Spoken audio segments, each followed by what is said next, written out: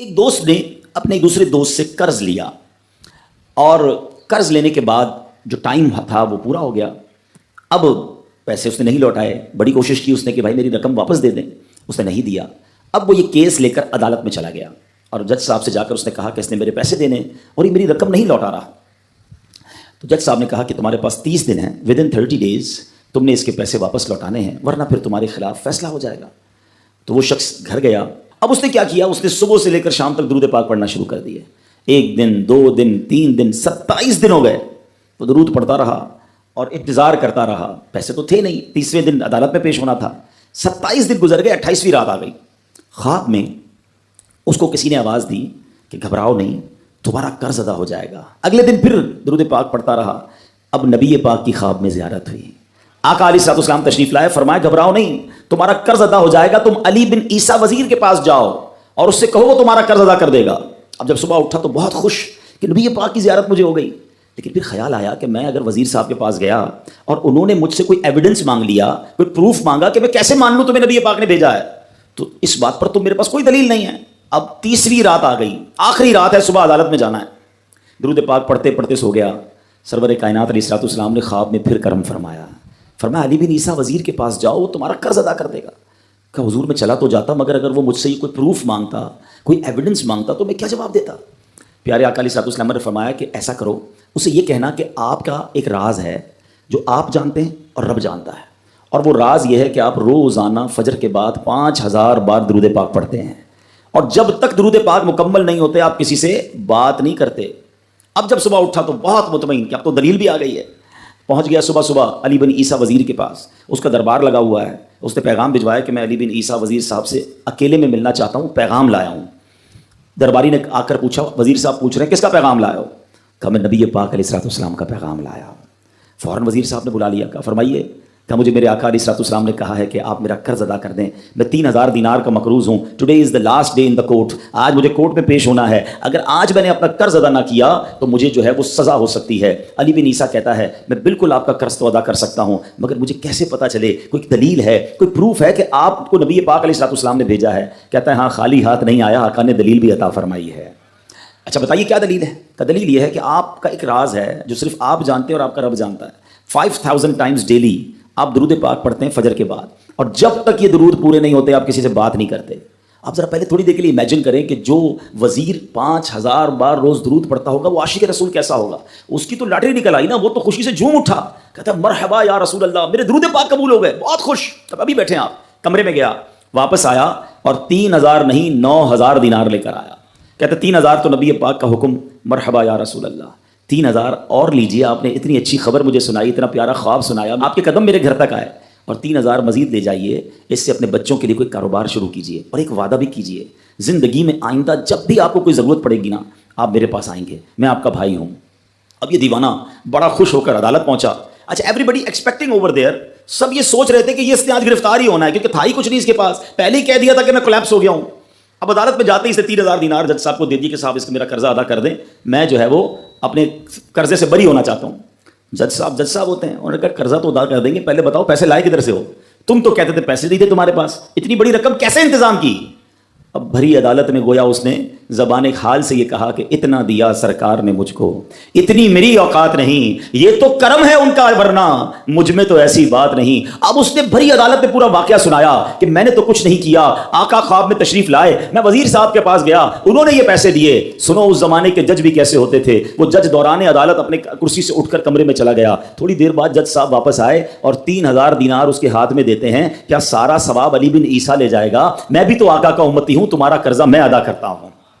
اچھا اب جس نے کیس کیا تھا, سبحان اللہ, کیا ماحول تھا, کیا انداز تھا, کیا دل تھے, وہ بھی تو دیکھ رہا ہے. کہتا ہے میں بھی تو آقا کا امتی ہوں, رکے ذرا, کاغذ قلم دیجئے, بندے کو میں قرضہ ہی معاف کر دیتا ہوں. اچھا قرضہ ہو گیا معاف. اب جو 3000 جج صاحب نے دیے تھے, وہ بندہ کہتا ہے جج صاحب ہوں واپس لے لو, میرا تو قرضہ ہی ادا ہو گیا.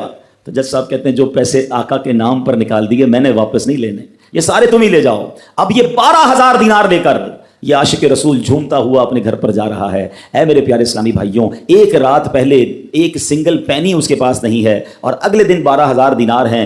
درود پاک وہ وظیفہ ہے جو دل سے پڑھا جائے تو سبحان اللہ، یہ مصیبتوں کو ٹالنے والا وظیفہ ہے، یہ پریشانیوں کو دور کرنے والا وظیفہ ہے۔ اور یہ میں نہیں کہہ رہا، خود سرور کائنات علیہ الصلوۃ والسلام کی حدیث ہے جس کا مضمون ہے کہ جو پریشانیوں میں ہو، جو مصیبتوں میں ہو، اس کو چاہیے کہ مجھ پر درود پڑھے۔ یہ درود پریشانیوں کو لے جاتا ہے، مصیبتوں کو لے جاتا ہے۔ ایک شاعر نے کیا خوب لکھا ہے، اور واقعی حق لکھا ہے، ہر درد کی دوا ہے صلی علی محمد، ہر درد کی دوا ہے صلی علی محمد، تعویذ ہر بلا ہے صلی علی محمد۔ تو ہمیں چاہیے، خاص طور پہ ربیع الاول کا مہینہ ہے، کثرت سے درود پاک پڑھیں۔ اسلام کی تعلیم اور اشاعت کا سلسلہ شروع کیا تو مکہ مبارک میں جتنا عرصہ رہے اس وقت تک بھی مسلمان بیت المقدس کی طرف رخ کر کے عبادت کرتے تھے۔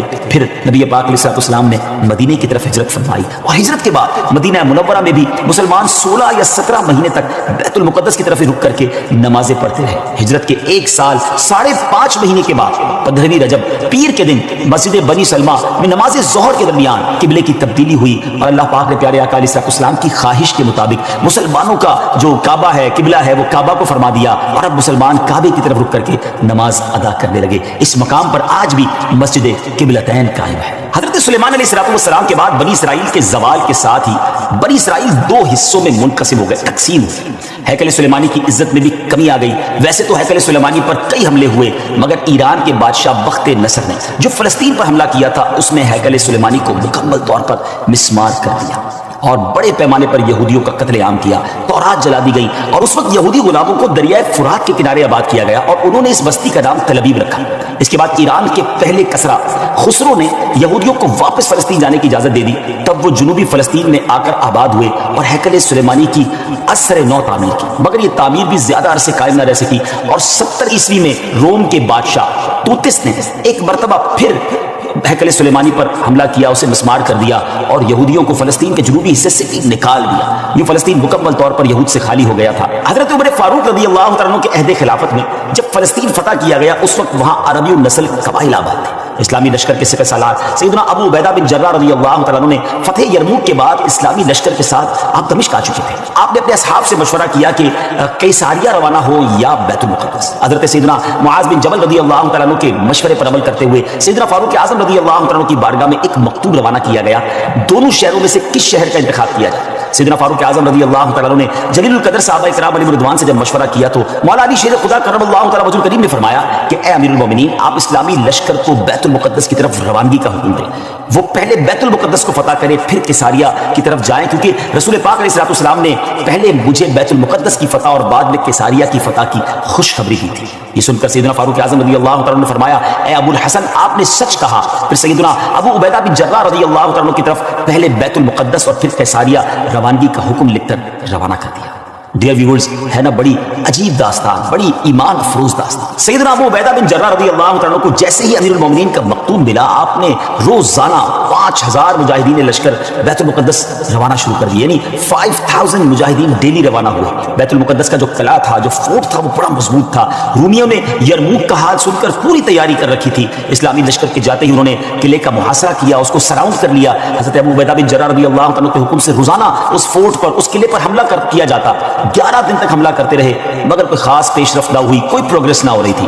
11ویں دن خود سیدنا ابو عبیدہ بن جراح رضی اللہ تعالیٰ عنہ، سیدنا خالد بن ولید رضی اللہ تعالیٰ عنہ تشریف لائے۔ مجاہدین نے تکبیر و تحلیل کی صدائیں بلند کی، خوب نعرے لگائے، تو رومیوں کو بھی معلوم ہو گیا کہ اسلامی لشکر کا کوئی بڑا سردار آ گیا ہے۔ وہ سب پریشان ہوئے، اپنے سب سے بڑے راہب قمامہ کے پاس گئے اور ساری صورتحال بیان کی۔ جب اسے معلوم ہوا کہ مسلمانوں کا سردار آ گیا ہے، وہ بہت پریشان ہوا اور کہنے لگا اب تمہاری ہلاکت نزدیک ہے، کیونکہ میں نے پچھلی کتابوں میں پڑھا ہے کہ ملک شام کو محمد رسول اللہ صلی اللہ تعالیٰ علیہ وسلم کا ایک سرخ رنگ کا صحابی فتح کرے گا۔ اگر یہ وہی سردار ہے تو صلح کے علاوہ اب تمہارے پاس کوئی دوسری صورت نہیں ہے۔ پھر وہ اسلامی لشکر کے سپہ سالار کو دیکھنے کے لیے قلعے کے دیوار پر آیا، سیدنا ابو عبیدہ بن جراح رضی اللہ تعالیٰ کو بلایا۔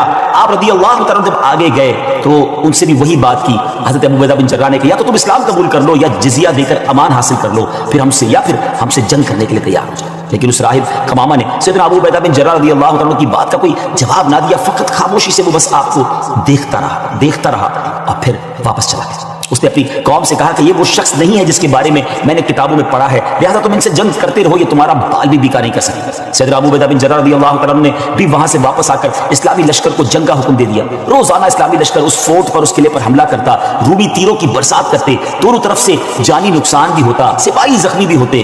لڑائی 4 ماہ تک جاری رہی۔ جی ہاں ویورز، 4 منتھ تک یہ لڑائی جاری رہی۔ اہل شہر تنگ آ گئے، وہ دوبارہ اپنے جو سردار تھا، جو ان کا لیڈر تھا کمامہ، اس کے پاس گئے، ساری صورتحال بیان کی۔